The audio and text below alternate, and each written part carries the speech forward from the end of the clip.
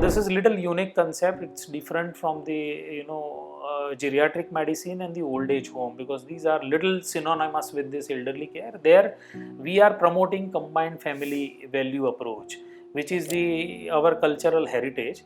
And there what we do is, if somebody is having the extreme ages of parents or the kids, and if they want to go somewhere out, they don't have to push back their plans with the because of the unavailability of attendant. And so that also we have acquired on the same model, wherein what we are doing, we are taking care of their administration, their management, and their development of the specialties.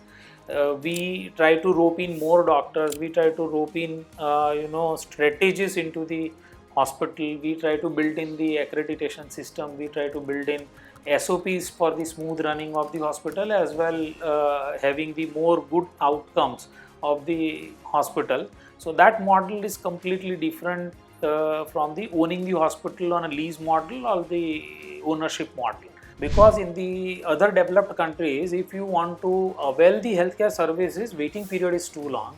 The cost is the another factor.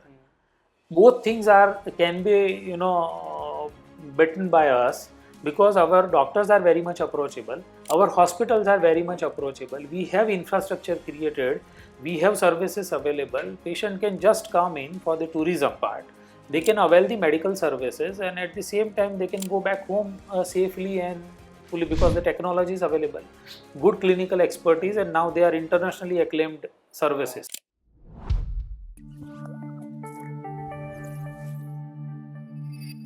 Good morning everyone. Today we are at Surat and we are at Maitreya Medicare. The company recently got listed in NSE SME Emerge side, and we are with Dr. Pranav Thaker, who is the whole-time director and also the promoter of the company. Good morning Dr. Pranav Thaker, and thank you for doing this interview with us. So before we start, can you tell us a bit about your background, how you started this company and what you have done in your education? Thank you. Thanks for the opportunity, and this would be the great time to share our journey with you all guys. So basically, myself, I am an ENT surgeon, and I am into hospital administration since last more than 20 years. I have worked with many organizations, and right now I am associated with the Maitreya Medicare Ltd as a founder director. And we have started this company in 2019. Our journey started with forming a group of the doctors and one non-medical person, that is the Vimal Patel. And our chairman is Dr. Narendra Tanwar, who is the eminent cardiologist of Surat and South Gujarat. So he's a very respectable name in the region also. So we started this firm, and we have inaugurated this infrastructure and the facility in October 2019. So initially we started our journey with 67 beds, and gradually we have grown together up to this number, and now wholesomely with all the assignments together, we are managing 600 plus beds as of now. Okay, great. So I mean, going from 67 beds to 600 beds currently in just 5 years, it's an amazing journey you would have seen. So can you tell us a bit about your hospitals? I mean, right now we are in the main hospital. It's the first hospital that you set up. True. Currently, how many beds does this hospital has? See, currently we have 120 beds, and it has gradually evolved because we have seen COVID times also. We have seen couple of waves of COVID wherein we were also in shortage of beds. So we expanded from the 67 to 120 beds. In this hospital. And apart from that, you also have Tulip Healthcare. I think you recently acquired it. Yes. Little bit different from this hospital, what you do here. True. Tulip is truly not a hospital basically, though it's registered as a hospital, and we have recently acquired a majority stake in Tulip. Tulip, we have bought it because it was mainly focusing on primary healthcare. So we were more concerned about the preventive aspects of healthcare services, which everybody usually provides but does not focus solely on the primary care. So we decided to focus on that, and now Tulip is mainly focusing on health checks. We have advanced diagnostic there, we have a good pathology lab, we have all things in the radiology, starting with X-ray, sonography. Then we are doing mammography also. We have a bone mineral densitometry, that is the DEXA scan, popularly known as, and it's not a small machine, it's a full body DEXA scan machine. So that is installed, very few in the city, and we are amongst that. So that is one part of it. Second part, we are running a lot of other diagnostics in terms of not only pathology and radiology, because most of the hospitals or health check centers do have pathology and radiology. But apart from that, we have their audiometry for the hearing test, we have pulmonary function test for the lung function, we have uroflowmetry for the dynamic urological studies, those who are having the problem with the urines. So these kind of advanced diagnostic services also we have. Another concept we have tried to incorporate there is the elderly care. Therein, this is little unique concept. It's different from the geriatric medicine and the old age home, because these are little synonymous with this elderly care. There, we are promoting combined family value approach, which is our cultural heritage. And there, what we do is, if somebody is having the extreme ages of parents or the keens, and if they want to go somewhere out, they don't have to push back their plans with the because of the unavailability of attendant. And sometimes attendant is available, then you need to put up the CCTV cameras and everything, because nowadays we are knowing that many a times physical abuse, theft, this kind of things will happen. So that is one part. Sometimes we have some medically challenged family members staying with us, and we want to give service to our family member, because that is our Indian culture, and we have been taught and grown together like that only. So in that, we want to give them a ease. At the same time, these members should not feel that we are burdened to the families, and families will also not feel that we are burdened because of them. Our lifestyle has been compromised, so they can send their keens to us. We have 24/7 medical officer, attendant, nurses, we have a dietitian, we have a physiotherapy unit there. We have attendants and everyone to take care of them. We have full-time physician there.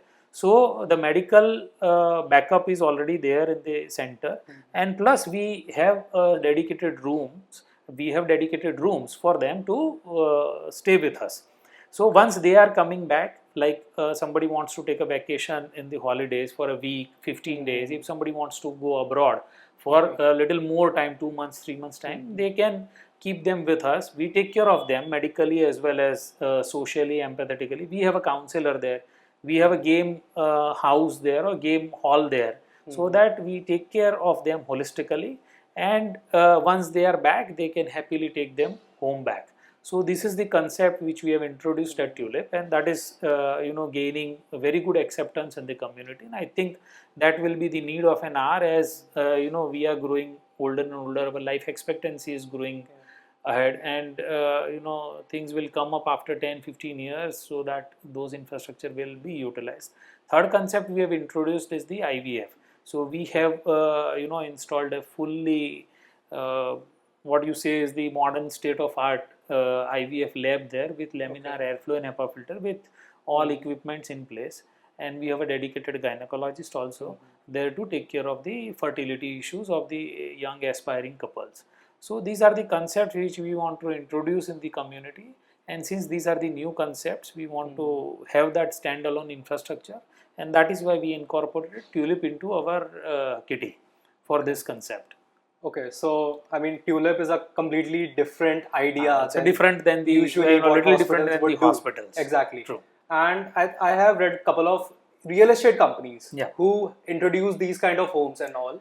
So do you think moving forward, I know you would be a hospital player at the core, but do you think you might want to acquire more such properties, or adding more hospitals in your Tulip portfolio? Banner. Very good question. I'll see. I have started for the Tulip, like we are very much different from old age home as well as from the kind of geriatric care. So what you are talking about is the weekend houses or the second innings houses most of the time. So it's a elderly family, elderly friendly colonies they are coming up now, and it's a big way in the metros now. That has been accepted concept also in the metros and the bigger cities. Anyways, those concepts are little different than the Tulip. In Tulip, of course, we have expansion plans. We are talking to the people in different cities, and they have shown interest to start this kind of concept in the their cities and their infrastructure. So this concept of being togetherness would be propagated in future for sure. And I think in coming months we will be able to see one or two infrastructure coming up under the banner of Tulip also. Okay, so you have plans in the near future. 100%, 100%. We are in advanced talks, and I think that should come up. So before we move forward, I just wanted to understand. So you told that Tulip has primary. So can you tell us a bit about what is primary care, secondary, and the tertiary care? See, primary care is mostly focused on the preventive aspects of the care, like vaccination, then the health checkup, and the diagnostic stuff. Secondary care is usually confined to the general hospital beds. In terms, they are the non-critical patients which are being given the treatment. May it be a physician, owned surgeon, gynecology. So these are the basic specialties like pediatrics, orthopedic surgeries. These are the basic specialties and the basic care which would be required for the routine diseases and routine ailments, and they do not require any intensive care or the advanced super specialty care. Tertiary care mainly involves the intensive care as well as the super specialty care.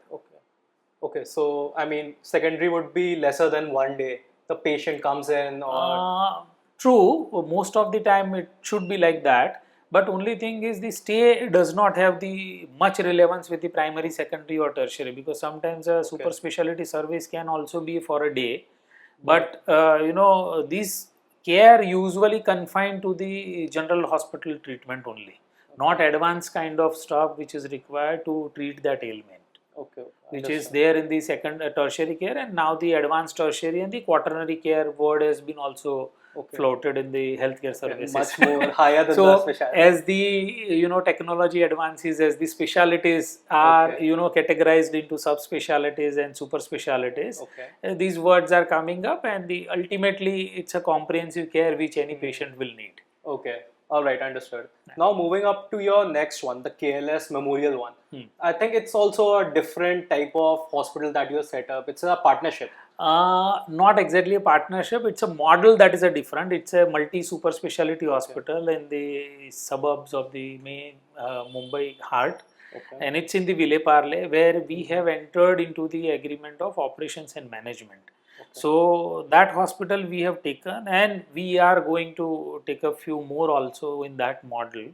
I think recently you took Pranav also. Pranav, yes. Pranav is also a trust hospital based out in the Surat. It's in the little different geography, that is at Ved Road, Katargam. So that also we have acquired on the same model, wherein what we are doing, we are taking care of their administration, their management, and their development of the specialities. We try to rope in more doctors. We try to rope in strategies into the hospital. We try to build in the accreditation system. We try to build in SOPs for the smooth running of the hospital, as well having the more good outcomes of the hospital. So that model is completely different from the owning the hospital on a lease model or the ownership model. So wherein we join hands with the existing infrastructure, so that no new infrastructure is required to build in. So that economies of the scale would be there. Plus we will bring in the clinical as well as the managerial efficiencies for that hospital, so that that structure will be optimally utilized. We plan the new specialties and super specialties there, and so that that structure will be optimally utilized. More doctors will be joining to the hospital. We create that base platform for the clinicians to come and give their services in the hospital, as well as we create the platform for the patients also to take the services. So we bring all three stakeholders, management, patient, and the doctors together. And that is the model which we are seeking, and that is the very asset-light model wherein we have revenue shares for us. So there in hospital will have the advantage of optimum utilization, growing numbers of the indoor patients, OPD patients, thereby they grow in the revenues, and growing in the revenues for the parent organization will fetch us our share as a revenue share model. So that is a different asset light and completely a different model for the hospital which we have launched. So you are in multiple sides or in the hospital business, using different models for different hospitals. True. Now, just wanted to understand. Now, this is your main hospital, and the Valsad would be also your owned hospital.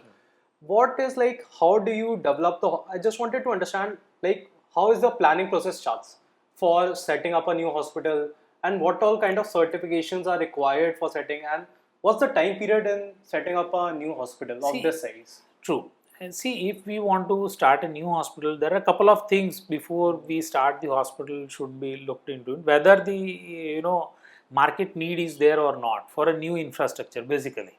So, if you feel there is a market gap of new infrastructure, we can move into that direction, either on a lease model or the property owned model you can think of. Probably once market need is confirmed, you have thought of that, we want to set up an hospital. So we usually think for the model which we want to create that. If we get an existing infrastructure, we would always love to acquire that existing infrastructure because the moving time and the starting time would be little less in the existing infrastructure. And of course, if you want to start building the hospital from scratch, then I think 2-3 years time to come up for the infrastructure, and then probably you can put up the other stuff to begin the operations of that unit. So these are the models which we usually look in. Property owned model we usually discourage ourselves because it's a capital intensive model, and right now we don't want to put up or the stuck up with the capitals and the properties and the real estate. So we usually look for this two models wherein existing infrastructure is available. We try to focus first on that. And if not, then the altogether a new place wherein this kind of infrastructure is feasible. So we try to do that process first. Okay. Once it is decided, usually licensing and the certification comes as you come nearer to the beginning of the hospital setup. And before that, building related permissions usually we ask from the lessor. So that part is one thing. So we usually ask the owner to complete the building part, licensing certification, and once building is on near completion, then there are various licenses and registrations which we need for the hospitals to run their operations, and that typically takes 2-3 months time for this registration and licenses for the completion of the process. Okay, so wanted to talk about your Valsad hospital. Has it completed? Or like how much time would it still take to come So up? today only we visited Valsad, as I told you that Okay. I was there going to the Valsad, and we have today only we have inspected infrastructure and talked to the builder also. Okay. So he is also hopeful and we are also hopeful that in 2 months time I think we should be able to complete the infrastructure, and between Dussehra to Diwali in this 2024 we should be able to open up for the operations. Okay. And so usually how much time would it take you to break even in that new hospital? See, we, as I told we usually try to rope in all the stakeholders together, like doctors, those who are going to come for the services, as well as those who are going to utilize that hospital platform. So first homework will be with doctors. Okay. Second homework would be with our community stakeholders. Those stakeholders would be our mouth bloggers, basically those who will do the mouth to mouth publicity for our hospital. So these two things which we have we are doing right now, and in 2 months time I think once we will commence the operations, these two things will be taken care, and our break even period usually typically it's within 1 year. So cash break even comes within 1 year, and that with investment and everything, I think 3 to 4 years would be the financial break even which we can think of. Okay. So I think you have also started hiring doctors as well, right? Because in the last quarter I was seeing that I think you said that your cost has been rising because of hiring of the new doctors. True.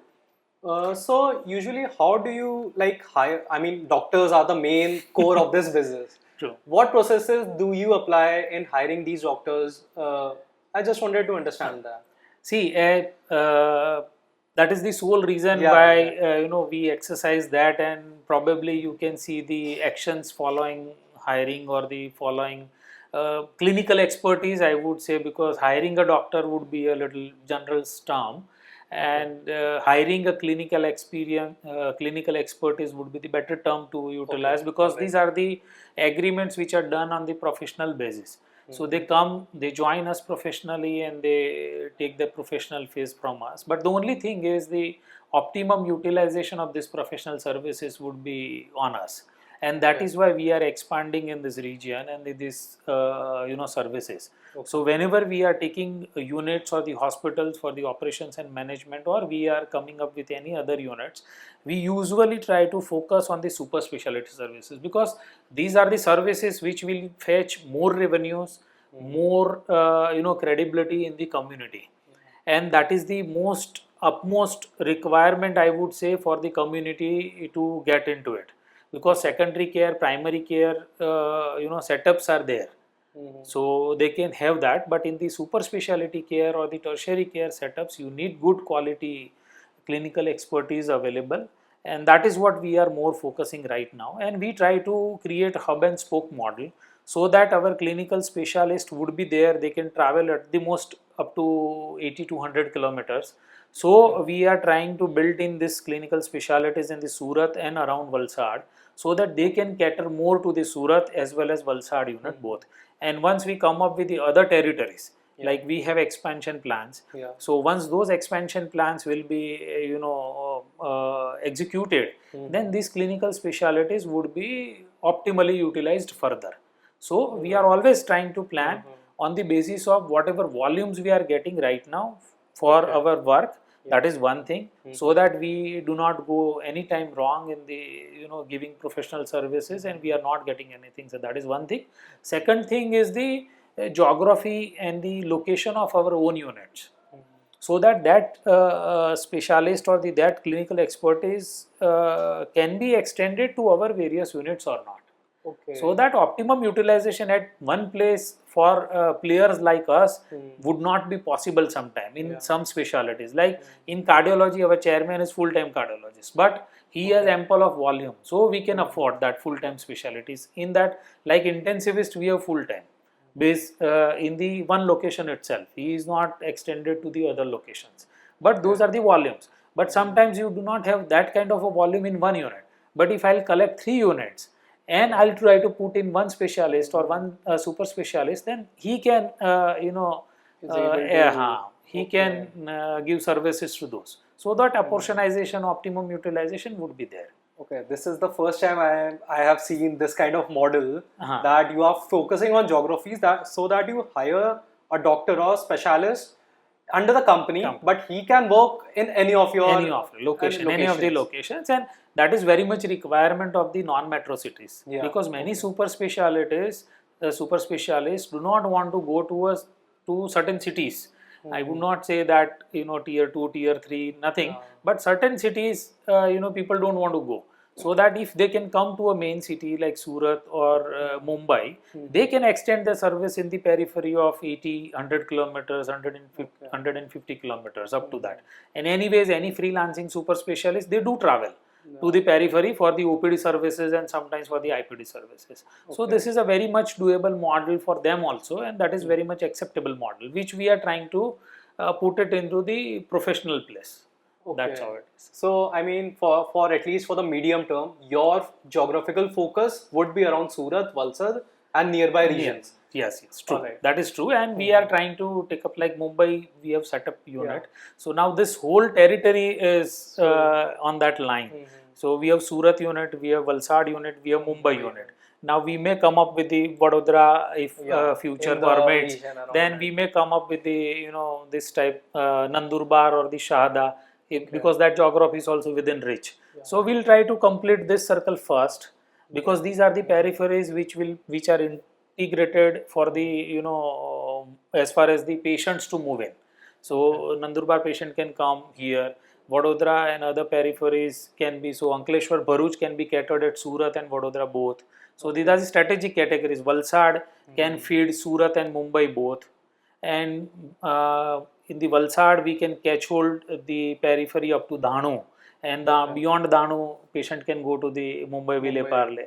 So these kind of services we are thinking and we are planning to integrate in the structure. Actually, it would help greatly in the, as you rightly said, optimum utilization of your resources. And patient will have a choice. Yeah. See, patient wants to go to Surat, we have unit. Patient wants to go to Mumbai, we have unit. Yeah. If patient is from that region, around that, and if we have a unit somewhere in Maharashtra or Gujarat border, then the patient can approach that unit primarily, can take care of their services, and if they want to be transferred or shifted back, then we have units available here. So this is the strategy which we usually deploy. Yeah. And also, as you get a bigger name in hospital business in the particular region, you actually start getting better customer. So visibility would be good. Patient will have a more credible infrastructure, more clarity on the services, and easily we will be easily approachable and accessible. Yeah, exactly. And also, as you were telling that you are moving more towards the specialty and super specialty side. Talking a bit about your numbers, currently your average revenue per bed is around 28,000. Now, if I compare it with the bigger place, I mean, it won't be the best comparison. True. But they are currently usually at around 40,000 or something like that. That's so. I mean, they also are maybe in the metro. I mean, they are in the metro cities or tier 1. So, what do you see your goals in these cities? Currently, you are situated in Surat. What kind of goals do you think you can achieve in like 3-4 years from these levels? See, it's not only about metro or non-metro. We have achieved 30,000 ARPOB also in the quarter. It all depends on your specialty mix and of course the location of the unit. These are the two things which are very much important for the ARPOBs. So when you are sitting in the metro cities and where the cost of service is naturally high, their ARPOBs would be bigger only. So that is one part. But I would not compare myself with any metro city hospitals. So I have to compare myself in the region itself, and where we want to be a region leader. So what we can plan is we can plan the quaternary care, which I floated the terms initially when we were talking about primary, secondary, tertiary. So we want to focus, and we are focusing now into the advanced tertiary and the quaternary care. So what would come into that is, like in the Pranav hospital, we have an opportunity for the renal transplants. We have opportunity for the radiotherapy in a cancer unit there.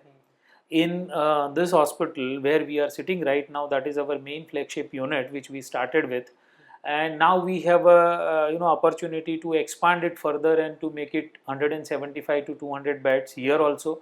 So we can expand in the robotics, we can expand into the ECMO services, we are expanding into the critical care and the other services. We can start off bone marrow transplant unit and the other transplants here, like heart transplant, because we have very good patient base in terms of the cardiology is concerned. Our chairman is cardiologist.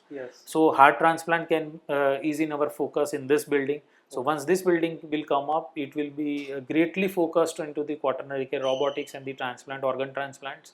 So that is another thing. At Mumbai also we are eyeing for the specialty expansion, so that our kitty will be expanded in terms of ARPO would be expanded. So there also we are trying to induct with the plastic surgery, there we are trying to induct the IVF services, there we are trying to induct the cardiology and cardiac surgery services. So we are trying to induct the joint replacement surgeries with the robotics. So these are the stops in terms of the specialties and super specialties, apart from giving all burden to the patients with the price escalations. We are trying to incorporate the services which will fetch you more ARPOBs.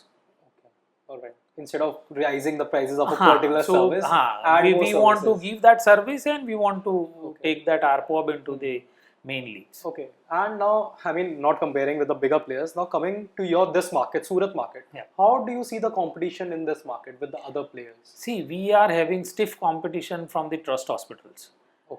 Because in Surat, every cities and the will have that OPD services from the trust.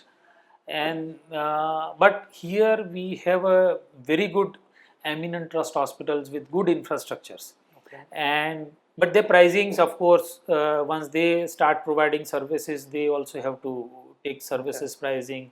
So our benchmarks would always be with that only, in terms of infrastructure, in terms of pricing. So we have to beat them in terms of infrastructure, services, and pricing, which is a difficult and stiff competition for all private players in this region, in whole Surat and South Gujarat region. But being the service provider leader, we could create that visibility, and thanks to the community, which in both like doctors as well as the patients and the relatives, who has given us that confidence that of course we can be a market leader in the service provision, and we want to upgrade month on month or the year on year, and that is why we always thrive on the service quality first. Second is we want to benchmark those service qualities with the accreditation. That is the second thing, which we always think, and we try to inculcate into the culture of the employees, who are also our great stakeholders, because ultimate service providers are there. We can create the culture, we can create the infrastructure, we can create the resources, we can train them, but ultimate service delivery by our own stakeholders, they are our employees. So we try to create all things into place, and then we try to beat the our competitors, because there are certain private players, those who are having bigger structures than us, those who are having bigger specialties than us, more specialties than us also. But at the same time, the service provision which we want to give, that is the best one we amongst the all players into the market. That is why we more focus on the staff training, more focus on the patient feedbacks, patient reviews. Third thing is the technology, which we are focusing on.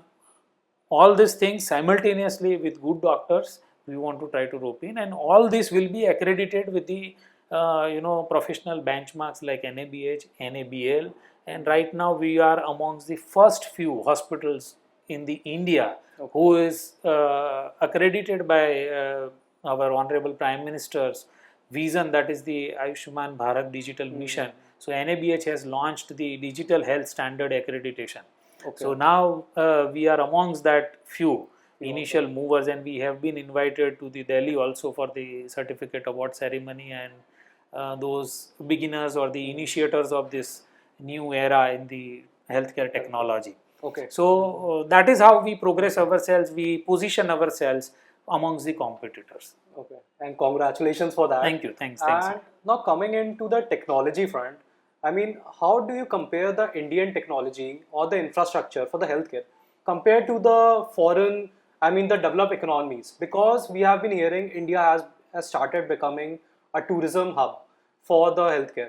I mean, low cost is the one of the factors. What would you think the other factors are? See, no way technology is always now it's on global platform. So nothing like that India cannot produce any technology and the other developed countries only can produce the technology. We have equally competent market players now in the India.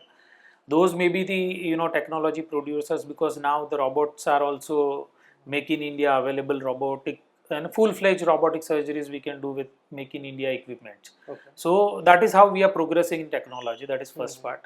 Of course, India is upcoming and the growing healthcare market. Cost is the another factor, but the biggest factor is the expertise and the, I would say, the approachability of clinical services. Because in the other developed countries, if you want to avail the healthcare services, waiting period is too long. The cost is the another factor. Both things can be beaten by us, because our doctors are very much approachable, our hospitals are very much approachable, we have infrastructure created, we have services available, patient can just come in for the tourism part, they can avail the medical services, and at the same time they can go back home safely and fully, because the technology is available, good clinical expertise, and now they are internationally acclaimed services. So NABH standards are coming up in the all cities, and the many hospitals now taking the NABH accreditation. So the accredited healthcare services are now available to the foreign clients. So that is the another incentive to them to come and take up the services. I mean, for you it still would be a goal to achieve I mean, a lot of foreign tourism would be happening in the metro cities or some bigger names. Yeah. Okay, all right. But that is how we are aiming our Mumbai unit Yeah, also, exactly. because it's nearest to the airport, only 20 minutes from the Yeah. airport. Even at the airport, you will find the nearest hospital name, that is the KLS Memorial Hospital Okay. at our Mumbai airport. Mhm. So that is how we are also aiming Aiming. for the medical tourism to start. And Surat and this belt is also having a lot of NRI community.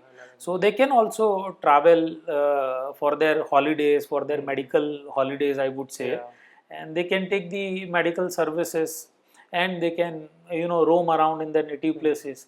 Even they can visit the India tourism places, and they can go back home, and still they can save some money if they compare it from the developed country. Okay, all right. And now coming to the government part, I mean, recently I was reading a WHO report.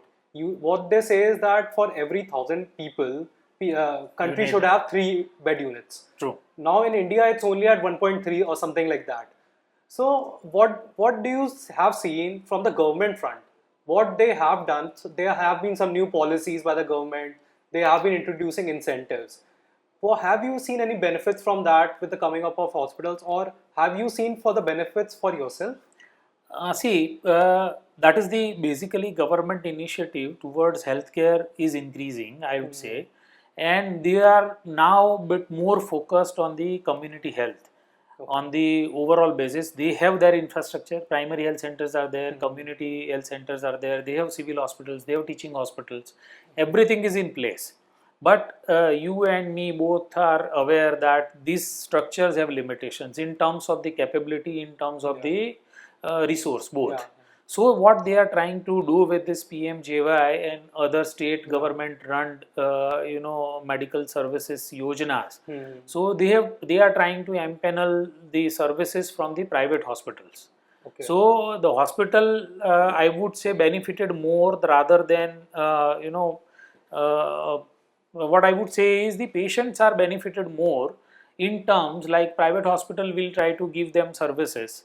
At the same time, private hospital will have that advantage of getting more patients and showcasing them more services and the infrastructure, because those patients will never come up to the hospital unless there is a yojana or government backed scheme. So that is one advantage. Okay. But at the same time, we may face that credit cycle management with the government and government backed scheme also.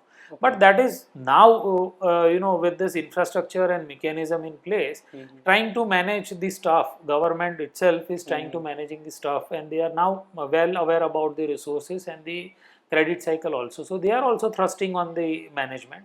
Okay. At the same time, hospitals would get that volume. I would say volume of the patients, volume of the services. So we can also optimize our clinical services and clinical specialist utilization and infrastructure. Okay, so getting at least newer customers because of this yojana would be. And in non-metro cities, you see, majority of the community would take the benefit of yojanas. Yeah. Okay. So if we keep ourselves out of that, then it will not serve the purpose, because the community in which you are doing the business or you are located, you need to understand their dynamics also.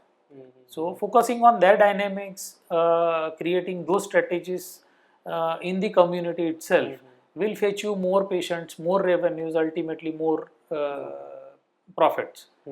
That's how it is. Rather than resisting them would not serve any purpose to you. Yeah. And recently, as I was coming to Surat, coming from the airport to here, there has been a lot of development in the real estate front. So how are you seeing the demand side from here? I mean, like, as the new real estate or the more homes, a better group of people starts coming in. So how have you seen the demand?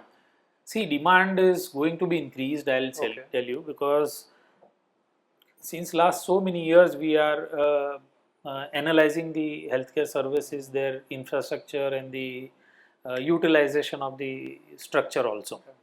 And every year on year we see that this is increasing in terms of beds, also increasing in terms of patients, also increasing in terms of ailments, disease ailments are also increasing. And this particularly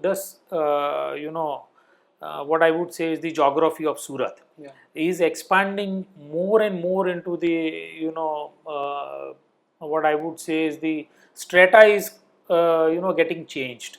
Economic strata of the community is getting changed. Now their earning is increasing. Their demand for the service is increasing. Their craving for utilization is also increasing, and there now people are not hesitating to take up the medical services from the good infrastructure at a reasonable cost which they want to pay. So these are the things which are good signs for any healthcare infra to come up in this region. And Surat anyways, it's a very progressive city, it's a business city, it's a commercial hub of the Gujarat, wherein most of the economies run, and we are sitting in a very good location, city both. So this is the location also, it's very prime location of the city. And the city itself is a very prime because city is expanding, its economy is expanding, people are also taking services. Primarily prior people were trying to approach to the metro cities, but now they are getting those kind of services at near their home. So they are trying to they are also trying to get the services in the city itself. So demand is there. So we are nowhere worried, and that is why we have an expansion plan of this building also. And we have expansion plan of this territory also. Anyway, South Gujarat is a very rich community in terms of money as well as culture both. So we are in a very good geography. Okay. So yeah, I mean Surat is also moving towards those metro cities. Metro cities. Like couple of other cities are yeah, exactly. It's great. And apart from that, so basically, what are your plans? What is your vision for the next 5 years for the company? See, when we entered into the IPO exercise, at that point of time, we had this infrastructure. We had Valsad unit on Kitty. We had our cardiology department at KP Sanghvi Trust Hospital. So based on this resources, we planned our IPO, and we went to the community. Community gave us overwhelming response with this IPO, and it was very exciting journey. So that gave us a boost and confidence both to expand. And post IPO we have expanded, as you have seen that we have acquired majority stake in Tulip. We have done KLS Memorial also at Mumbai, and we have done recently Pranav Hospital, and we have some more units in the pipeline also.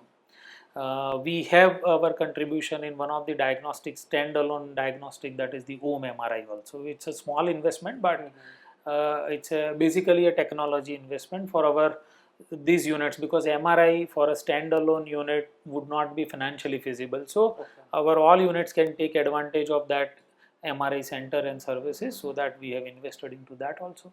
So post IPO also we have our expansion, and post IPO, frankly speaking, we had a vision and we have a goal to achieve 500 beds first. So that we have crossed with the grace of God and the good wishes of all of you. We have crossed the benchmark of 500 beds first. Then now our next journey would be aiming towards sustaining of this 500 beds, flourishing these 500 beds, so that our investors will also happy. And right now also with this market movement, they must be happy. Yeah, a lot of market movement. They must be happy. But at the same time, we need to show the performance, and I think with this acquisition of this 500 beds, now it is our primary responsibility to flourish them in terms of the revenues also. So next 6 to 12 months would be focused on that. Meantime, simultaneously we'll try to build more beds if we get it with our own financial ease and financial feasibility model. So we'll try to aim for the 1,000 beds by 2026, so that we can build into that national league of beating the 1,000 beds. So we'll be amongst that national. Right now we are in the regional league. We want to enjoy that regional league. We want to mature that regional league, and probably in next 1 year to 1.5 years we want to sustain those beds, as well as we want to expand in terms of numbers and achieving those 1,000 number benchmark also. Okay, and so in these expansion and all, I mean, it's still a future story, but for these expansion, are you planning going for through equity route, or are you planning to raise debt as well? See, it will be a combination of both. Okay. Because taking solely debt would not serve Yeah. my purpose, because again that will be an stress on the operational stuff. And solely diluting equity will also not serve my purpose, because at the time of maturity, I think the major stakeholders would not get their fruits. So these are the two things which we are going to balance in a way that diluting equity to an extent that anybody who wants to come in and join with us at a maturity level and taking it to the next level will have an incentive to invest with us at the same. And at the same time, we don't want to dilute that much equity, so we will try to focus something on a debt model also, but which is serviceable with our operational things. Okay. So we don't want to take any stress on the balance sheet at the same time, so that our bold decision cannot be compromised. Because sometimes if we are on expansion mode, we need to take some bold decision, and those bold decisions would be based on your financial position only. You can take. So those bold decisions should not be compromised with this. So that we'll try to balance both, as equity as well as debt model both, and we'll try to expand in that manner. And that is why we are trying this operations and management, clinical service model, and the lease model. All three models we are trying to exercise, so that based on our financial comfort, we can enter into that model. Okay. All right. It was great talking to you, sir, and you had a great listing, and recent run-up has also been phenomenal. And just congratulations for moving towards main board now from the SME to get a better class of investors also. Thank you, sir, for doing this interview. Thanks a lot, dear, and you have given us the opportunity, and I wish your wishes will come true soon, so that we may move forward to the main board also. But thank you, thanks, Tim. Thank you.